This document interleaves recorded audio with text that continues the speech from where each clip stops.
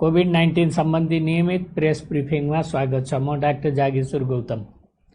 हामी हरेक दिन जस्तै आज पनि नेपालमा कोभिड-19 को राष्ट्रिय अद्यावधिक विवरणका साथ उपस्थित भएका छौँ। आज हामीले नेपाल स्वास्थ्य अनुसन्धान परिषदका सदस्य सचिव डाक्टर प्रदीप गेवालीलाई यहाँ निम्त्याएका छौँ र हामीलाई सांकेतिक भाषामा दिनेश श्रेष्ठले साथ दिइरहनु भएको छ। विश्वमा आजसम्मको तथ्याङ्क हेर्दा 3,18,16,650 जना व्यक्तिहरू कोभिड-19 बाट संक्रमित हुनुभएको छ भने निको हुनेको संख्या 2,34,20,746 रहेको छ। आज देशभरि जम्मा सक्रिय संक्रमितहरूको संख्या 17,414, संस्थागत आइसोलेसनमा रहनुभएकाको संख्या 8,228 छ। प्रदेश अनुसार प्रदेश 1 मा 41 जना, प्रदेश 2 मा 863 जना, बागमती प्रदेशमा 4,650, गण्डकी प्रदेशमा 636, प्रदेश 5 मा 1,359, कर्णाली प्रदेशमा 289 र सुदूरपश्चिम प्रदेशमा 390 जना हुनुहुन्छ। यसैगरी होम आइसोलेसनमा रहनुभएका व्यक्तिहरूको संख्या प्रदेश 1 मा 1,522, प्रदेश 2 मा 725, बागमती प्रदेशमा 5,516, गण्डकी प्रदेशमा 286, प्रदेश 5 मा 717, कर्णाली प्रदेशमा 225, सुदूरपश्चिम प्रदेशमा 195 जना गरी जम्मा 9,186 हुनुहुन्छ।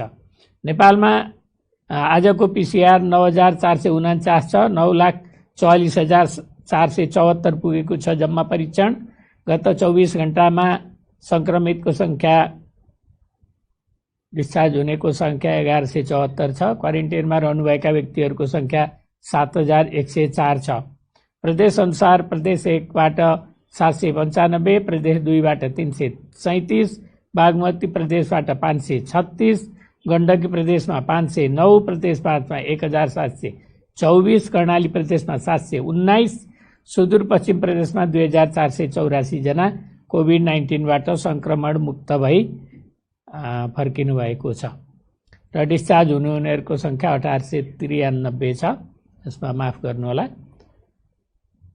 प्रदेश अनुसार प्रदेश 1 बाट 4,516, प्रदेश 2 बाट 12,760, प्रदेश 1 मा 2,812, गण्डकी प्रदेशमा 2,941, प्रदेश 5 मा 7,775, कर्णाली प्रदेशमा 2,782 हुनुहुन्छ।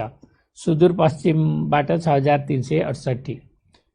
कोभिड-19 संक्रमणबाट मुक्त हुने दर 73.7% छ। संक्रमितहरू निको भई घर फर्किसक्नुभएछ। उहाँहरूको उपचार तथा हेरचाहमा अहोरात्र खटिनुभएका चिकित्सक, स्वास्थ्यकर्मी तथा अन्य सहयोगी शुभेच्छुकहरू सबैलाई स्वास्थ्य तथा जनसङ्ख्या मन्त्रालय हार्दिक धन्यवाद दिन चाहन्छ। 2वटा कल सेन्टरबाट हामीलाई 871 जनाले कल गर्नुभएको छ। आइसियुमा उपचाररत बिरामीको संख्या प्रदेश अनुसार प्रदेश 1 मा 14, प्रदेश 2 मा 18, बागमती प्रदेशमा 128, गण्डकी प्रदेशमा 6 जना, प्रदेश 5 मा 41 जना, कर्णाली प्रदेशमा 13 जना गरी जम्मा 220 जना हुनुहुन्छ। भेन्टिलेटरमा उपचाररत संख्या प्रदेश अनुसार प्रदेश 1 मा 3 जना, बागमती प्रदेशमा 37 जना, प्रदेश 5 मा 3 जना गरी जम्मा 43 जना हुनुहुन्छ। 500 भन्दा बढी सक्रिय संक्रमितहरू रहेको जिल्ला मोरङ, सिराहा, ललितपुर, काठमाडौँ, चितवन, भक्तपुर र रूपन्देही रहेका छन् भने शून्य संक्रमित भएका जिल्लाहरूमा सोलुखुम्बु, मुस्ताङ, डोल्पा, रसुवा, हुम्ला, मुगु रहेका छन्।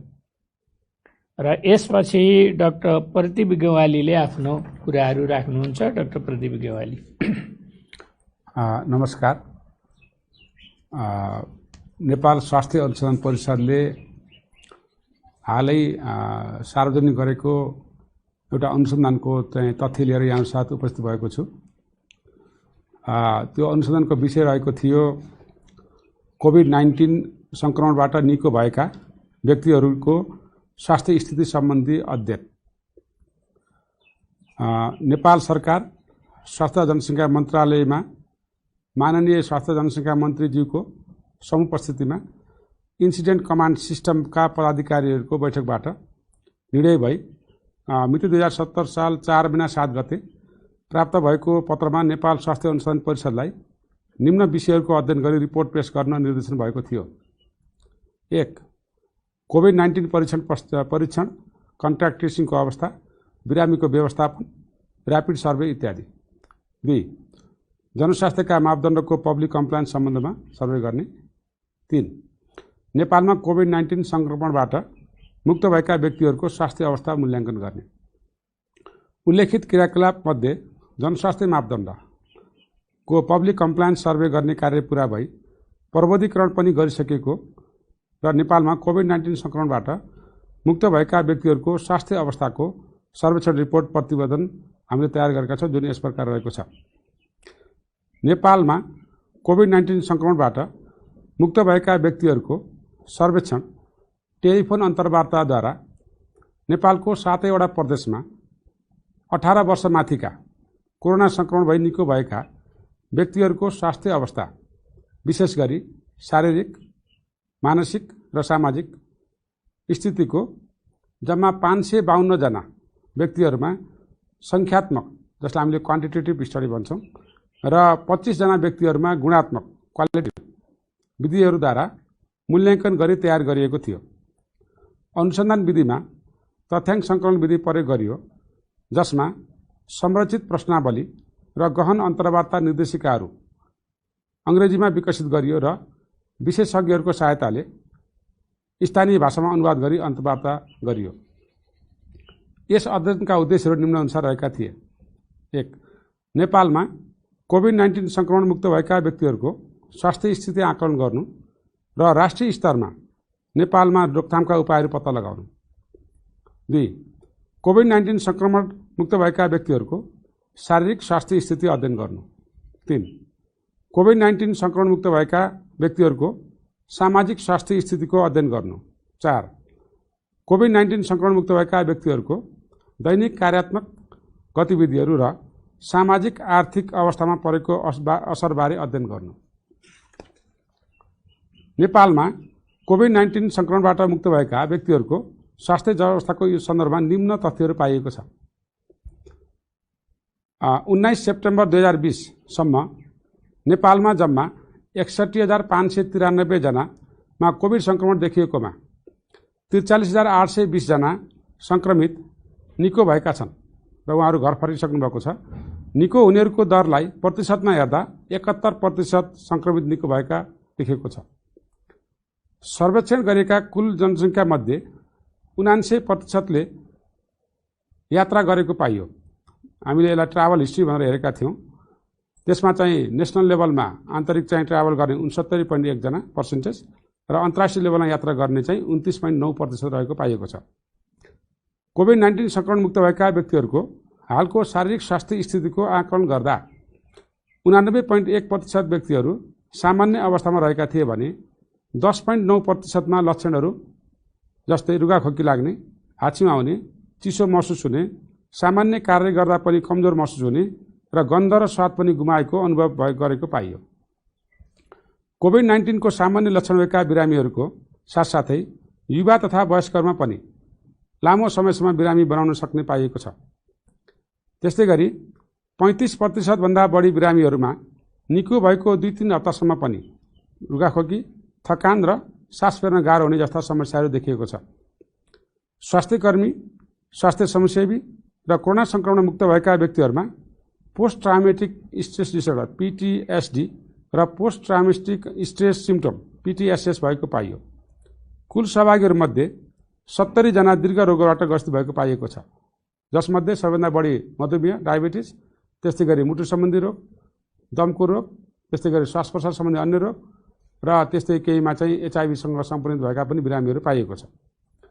धुम्रपान र मद्यपानको सेवन पनि कोभिड पश्चात 10 देखि 12% क्रमश घटेको पाइएको छ। हामीले कोरोना लाग्नुभन्दा अगाडिको धुम्रपान र मद्यपानको स्थिति र कोरोना लागिसके पछाडि चाहिँ मद्यपान र धुम्रपानको स्थिति पनि अध्ययन गरेका थियौँ, जसमा चाहिँ केही क्रमश घटेको छ, तर यो निरन्तर उहाँहरूले लिने प्रक्रिया चाहिँ पनि चाहिँ देखिन्छ यसमा। त्यसकारणले गर्दा यो चाहिँ पनि देखिएको छ।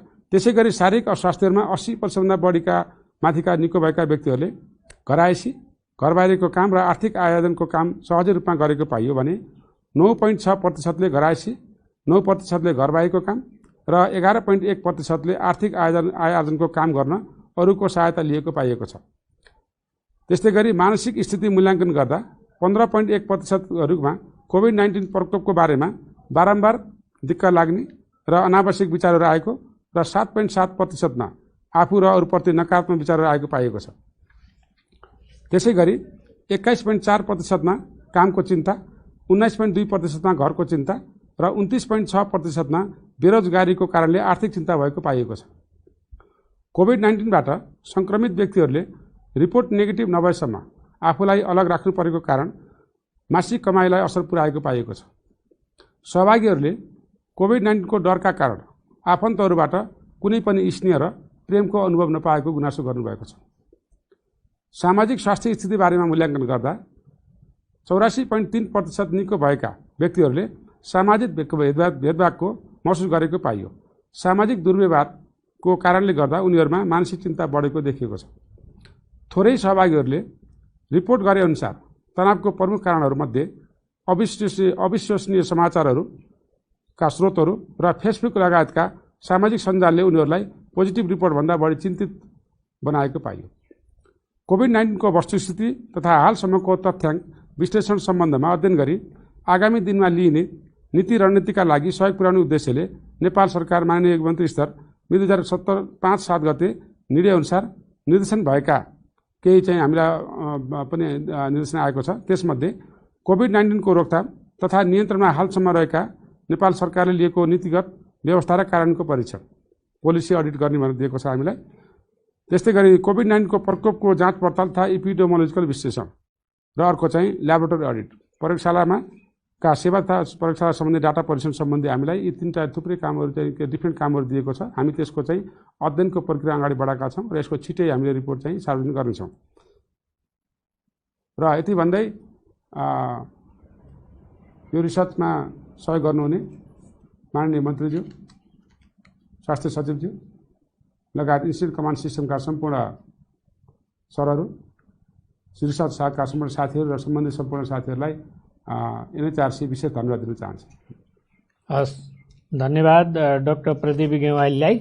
मैले अगाडि भनेको कुरामा थोरै एउटा सुधार गर्न चाहन्छु। आजको जम्मा सङ्क्रमितको सङ्ख्या 1172 रहेको छ र आज गएको 24 घण्टामा डिस्चार्ज हुनेको सङ्ख्या 1893 छ र आज मिति 2077 असोज 7 गते बुधबार बिहान 9 बजे आइसिएसका संयोजक श्रीमान सचिवज्यूको अध्यक्षतामा आइसिएस इन्सिडेन्ट कमान्ड सिस्टमका पदाधिकारीहरूसहित बसेको बैठकबाट भएका निर्णयहरू म यहाँ सुनाउन गइरहेको छु।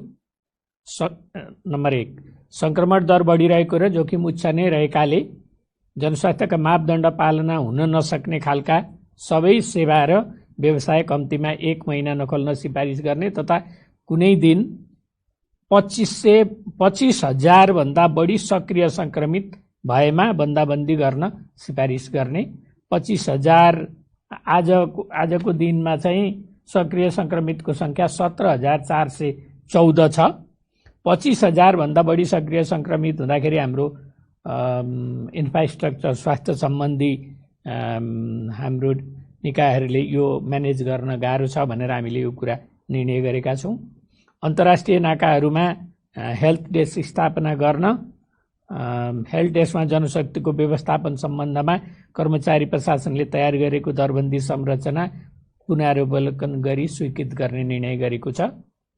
विभिन्न अस्पताल तथा प्रयोगशालाहरूमा तोकिएभन्दा बढी शुल्क लिने गरेको तथा सेवा प्रवाहका सम्बन्धमा गुनासोहरू आएकाले त्यस किसिमका गुनासोहरू सम्बोधन गर्न स्वीकृति दिने निकायले ती अस्पताल तथा प्रयोगशालाहरूको कडाइका साथ अनुगमन गरी कारबाही गर्ने निर्देशन दिने।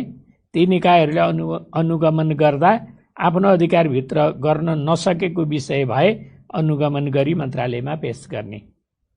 असोजको पहिलो हप्ताको लागि जनस्वास्थ्यको तोकिएका एसएमएसको मापदण्डको पालनको अवस्था देख्दा सिसिएमसी मार्फत जिल्ला तह र स्थानीय तहसम्म अनुगमन बढाउन र कडाइका साथ कार्यान्वयन गर्न र मापदण्ड उल्लङ्घन गर्नेलाई कारबाही गर्ने व्यवस्था गर्न सिफारिस गर्ने निर्णय भएको छ।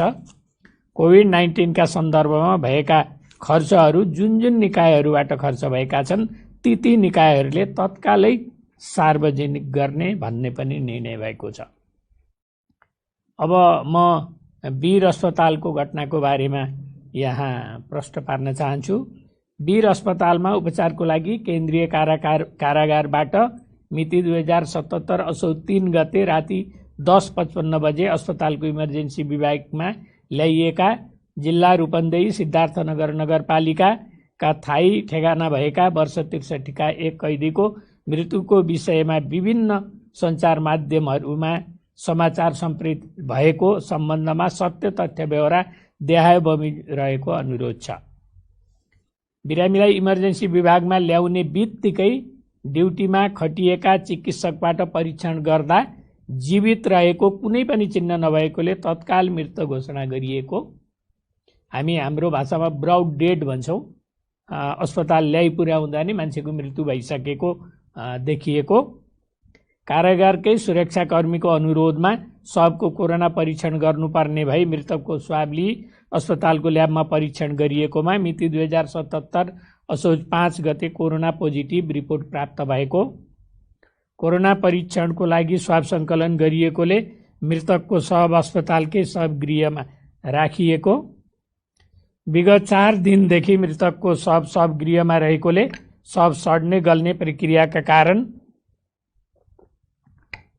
शरीरमा विभिन्न फोकाहरू निस्किएको, छालाको रङ नीलो कालोमा परिणत भएको, जिउ सुन्निएको तथा मुख र नाकबाट रगत मिश्रित तरल पदार्थ निस्किएको अवस्था हो। सड्न गल्न सुरु भएको शवमा यस्ता परिवर्तन हुन्छन्, यो सामान्य प्रक्रिया हो। साथै सञ्चार माध्यममा आए जस्तो कुनै अङ्गहरू निकालिएको छैन र निकाल्ने कुरा पनि आउँदैन। यसअघि नै वीर अस्पतालले यसबारेमा स्पष्ट पारिसकेको छ। विभिन्न सञ्चार माध्यममा यस कुरालाई चिकित्सा विज्ञानमा हुन सक्ने कुराहरू नबुझी, अतिरञ्जित गरी तथ्य नबुझी समाचार सम्प्रेषण भएको प्रति यस मन्त्रालयको गम्भीर ध्यानाकर्षण भएको छ। कल्पना समेत गर्न नसक्ने आरोप लगाएर समाचार प्रेषित नगरिदिनु हुन, साथै अस्पताल तथा स्वास्थ्यकर्मीहरूको मनोबल नगिराइदिनु हुन सम्बन्धित सबैलाई मन्त्रालय अपिल गर्दछ। अब अर्को पनि प्रश्न पार्न चाहन्छु। परोपकार प्रसूति तथा स्त्रीरोग अस्पताल थापाथलीमा 25 वर्षे महिलाबाट पूरा गर्भ अवधि नहुँदै जन्मिएको शिशुबारे स्वास्थ्य तथा जनसङ्ख्या मन्त्रालय सत्य तथ्य जानकारी गराउन चाहन्छ। उक्त अस्पतालमा 24 हप्ता र केही दिन उमेरको पहिलो गर्भवती 2077 असोज 1 गते भर्ना हुनुभएको। उहाँ रक्तस्रावको समस्या थ्रेटन एबोर्सन लिई अस्पतालमा आएको देखिन्छ। उहाँको सुत्केरी भएको मिति 2077 6/5 गते 2:30 बजे राति हो। 500 ग्राम तौल भएको, श्वास प्रश्वासमा समस्या भएको, बाँच्न सक्ने आधारहरू कम भएको बच्चा जन्मिएको अवस्था हो। आफन्तलाई सम्पूर्ण स्थितिबारे अस्पतालले जानकारी गराएको र बच्चालाई प्रसुति रुमकै बच्चा राख्ने टोलीमा न्यानो पारी राखेको अवस्था थियो। आफन्तको पुनः अनुरोधमा उक्त बच्चालाई एनआइसियुमा सोही दिन बिहान 9:30 बजे सारिएको हो। हाल बच्चाको स्थिति अत्यन्त नाजुक अवस्था रहेको, अक्सिजन लगायत आवश्यक औषधि उपकरण सहित उपचार भइरहेको छ। चिकित्सा विज्ञानमा 24 हप्ता उमेरको श्वास प्रश्वासमा गम्भीर समस्या भएको नवजात शिशु बाँच्ने सम्भावना न्यून हुन्छ, तर पनि जीवित रहँदासम्म चिकित्सकीय कर्तव्य अनुसार नै उपचार गर्नुपर्ने हुन्छ। सोही कुरा यस सन्दर्भमा पनि अवलम्बन गरिएको छ। विभिन्न समाचार माध्यमहरूमा आएका केही समाचारहरूले भ्रम सिर्जना गरेको प्रति मन्त्रालयको ध्यानाकर्षण भएको छ। सबै मिडियाकर्मीहरूलाई सत्य तथ्य बुझेर मात्र समाचार सम्प्रेषण गर्नु हुन अनुरोध छ। यस मन्त्रालयबाट सम्बन्धित अस्पताललाई चिकित्सकीय धर्म र कर्तव्य पालना गरी उपचारमा खटिन समेत निर्देशन दिइसकिएको छ। यति भन्दै आजको यो कोरोना सम्बन्धी राष्ट्रिय अद्यावधिक विवरण नेसनल अपडेट यही नै सकिन्छ। सबैलाई धन्यवाद। नमस्कार।